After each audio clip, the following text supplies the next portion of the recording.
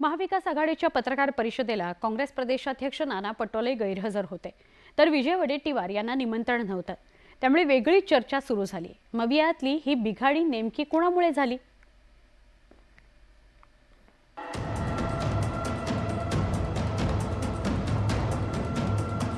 महाविकास आघाडीने संयुक्त पत्रकार परिषद घेऊन त्यांची एकजूट दाखवून देण्याचा प्रयत्न केला।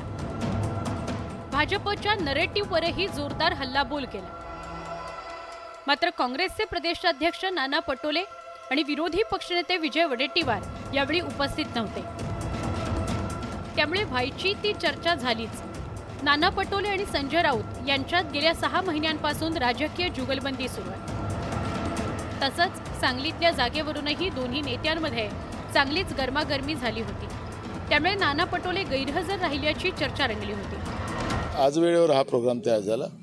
मी इकडे दौऱ्यावर आहे, त्यामुळे आमच्याकडून आमचे माजी मुख्यमंत्री ज्येष्ठ काँग्रेसचे नेते पृथ्वीराज चव्हाण साहेब आणि आमचे CLP नेते बाळासाहेब थोरात यांना सांगितले की आपण तिथे उपस्थित राहू। नाना पटोले भंडारात असल्यामुळे पत्रकार परिषदेला येऊ शकले नाहीत, तर काँग्रेसकडून पृथ्वीराज चव्हाण आणि बाळासाहेब थोरात पत्रकार परिषदेला उपस्थित होते।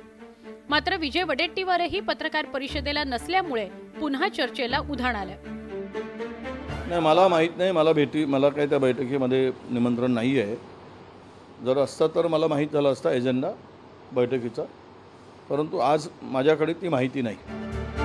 विजय वडेट्टीवार आणि नाना पटोलेंनी त्यांच्या गैरहजेरीची कारणं स्पष्ट केली, पण दोन्ही नेत्यांचे संजय राऊतांसोबत असलेले मतभेद पाहता ही कारणं खरी की खोटी असा प्रश्न निर्माण होतो। Bureau report, news 18 Lokmat.